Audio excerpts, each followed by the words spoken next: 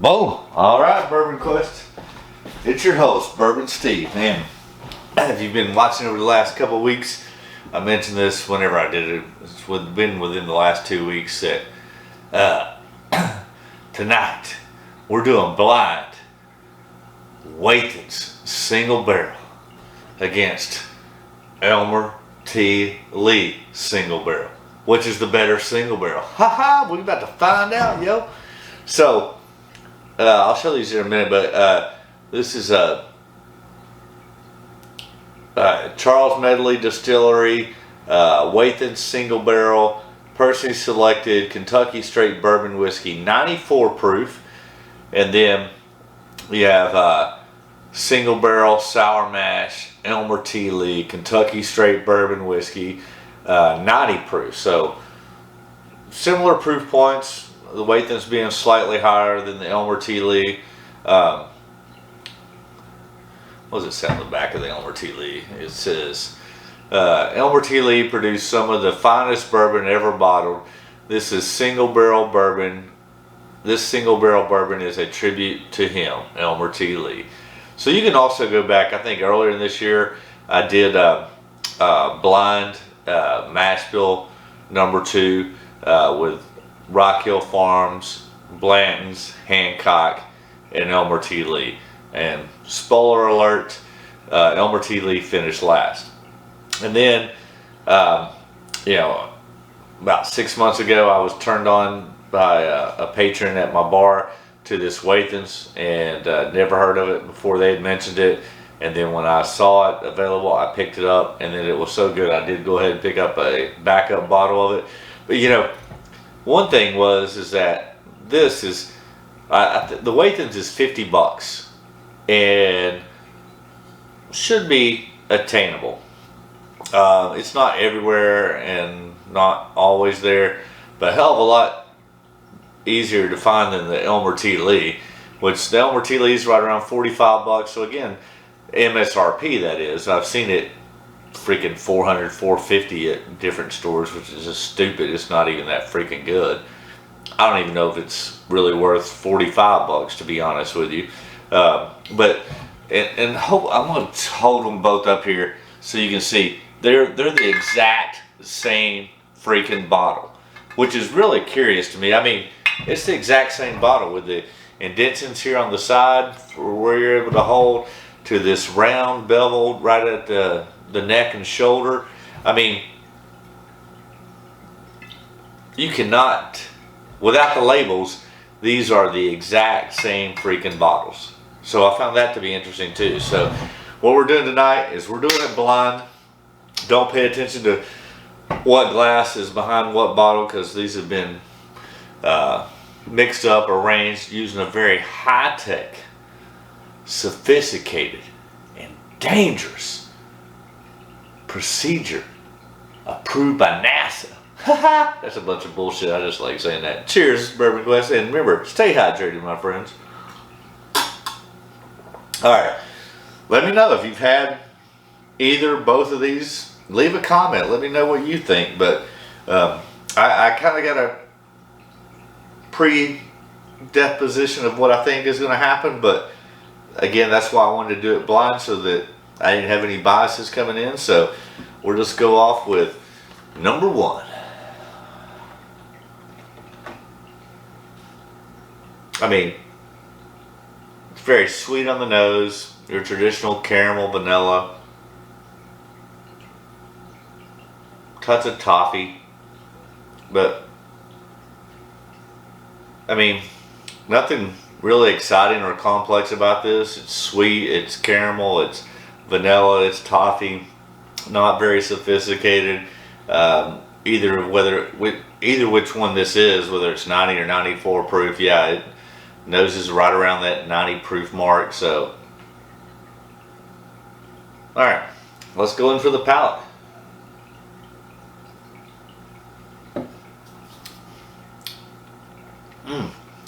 I get a little bit more spice on the front end, and then I get what I was getting on the nose, the vanilla, the caramel, that sweetness.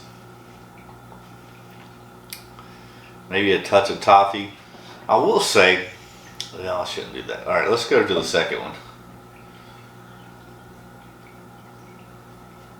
The interesting thing, well, we'll get to that in a minute, is that neither one of these are age stated. So,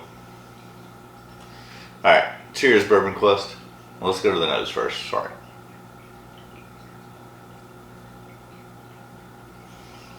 This comes off a little bit more robust on the nose, a little bit richer.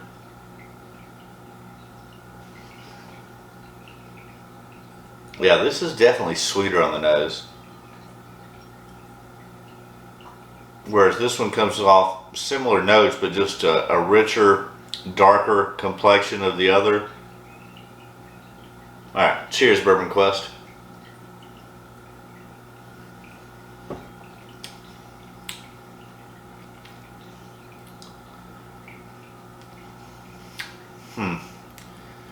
Yeah, it comes off a little bit richer, a little bit darker. Not as sweet. A little bit more robust. These are interesting. Alright, let's go back. Compare them side by side.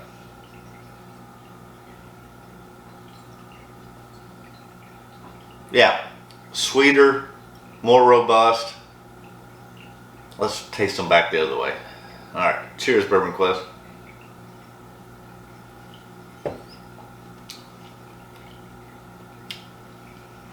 Yeah, a little bit richer, a little bit darker, like darker on the caramel, the vanilla, a little bit more spice. Whereas this is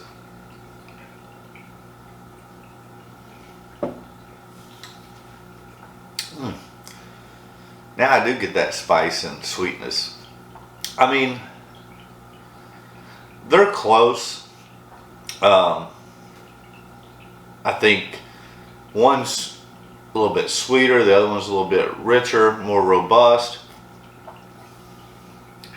So depending on what your flavor profile is, you know, honestly, at 50 bucks or less, they're both a grab, which, you know, unless, like I did, I got the Elmer T. Lee in a lottery. Unless you get it in some type of lottery that will sell shit at MSRP, chances of getting this for $450 or even under $300 is probably slim. Whereas you should be able to get this Wathen's at 50 bucks. So I don't know which is which. I haven't determined a winner yet, but based upon availability and value, it's going to go to Wathen's irregardless, because the Elmer T. Lee is just, for the most part, unobtainable. But I'm going to go ahead and say, and it's going to depend on your flavor profile. If you like sweet, you're going to go with number one. If you like more richer, more robust, you're going to go with number two. I'm going to go with number one, and let's see which is which. Huh. Interesting. So, I did choose Elmer T. Lee, which is interesting because I honestly, I thought I was gonna doing it blind. I would pick the Wathen's, but the Elmer T. Lee is, it is darker. So I'm wondering if it's aged a little bit longer. All right. Now we know which is which. We'll pour a little bit more. But yeah, I did, doing it blind, choose Elmer T. Lee over the Wathen's. But like I said, it was close. Alright, but it's the exact same freaking bottle. That's crazy.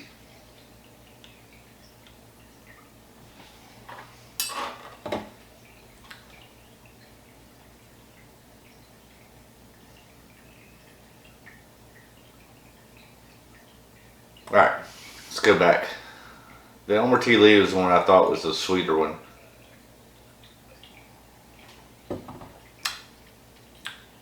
Yeah, really sweet. again, not complex, I mean, if it didn't say Elmer T. Lee on it, I don't think you'd find it intriguing, exciting, or really anything. Um, and maybe the Wathens is that way too. It's just that at $50, I found it to be very enjoyable. Um,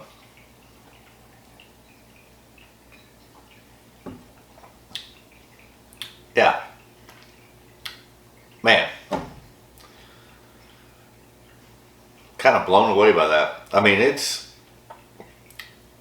really good, and part of that's probably the value in it that I think it's, being in the exact same bottle as Elmer T. Lee is what intrigued me about doing these blind against each other. All right, let's go back one more time the other way. So this is the Wathens. Yeah, Wathens was A. All right. Make sure I didn't screw up. Yeah, so this is the Wathens.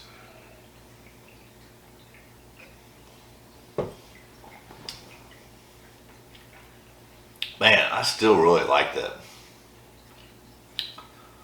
All right, and then the Elmer T. Lee.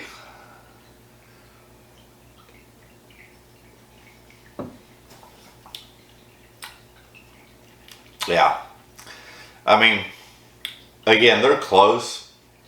I do agree that by doing it blind, the Elmer T. Lee is slightly superior. And I say slightly, it's not,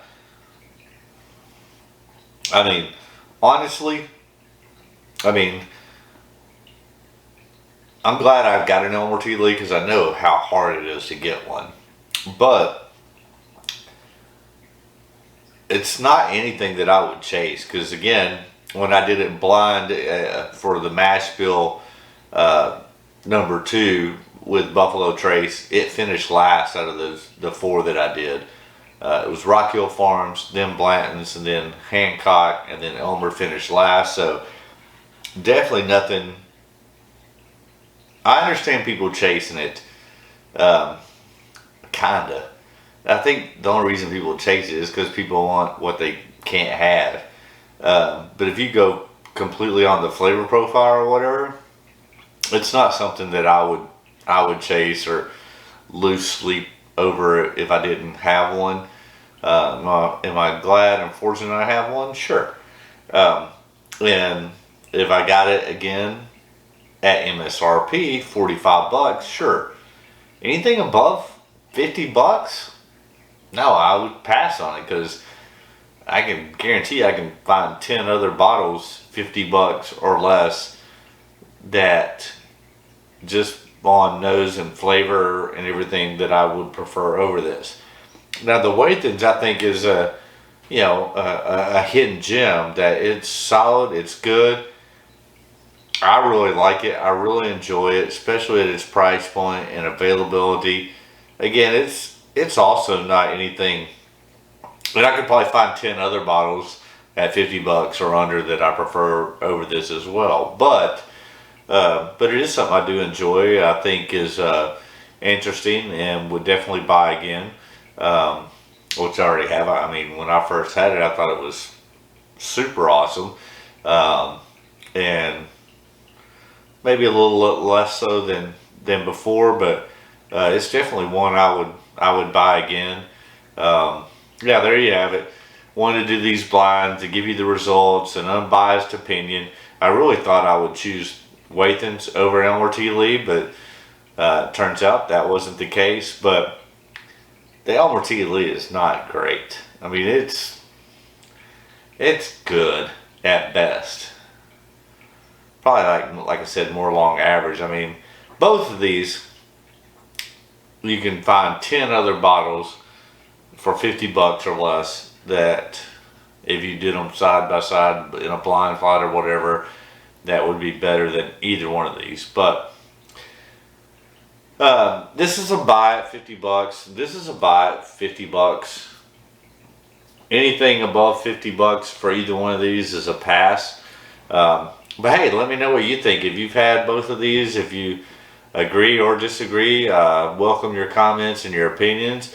If you haven't done so, go ahead, hit that subscribe button. Yep, that helps the channel out. We're trying to ramp up those subscriptions before the end of the year, and then yeah, we got a lot of other great things coming in the next few weeks. And where are we at? Almost to the end of October. So the next 2 months plus should be extremely interesting. And then come January, we'll be doing January rye month. So I'm excited about that, to get back into some of the ryes.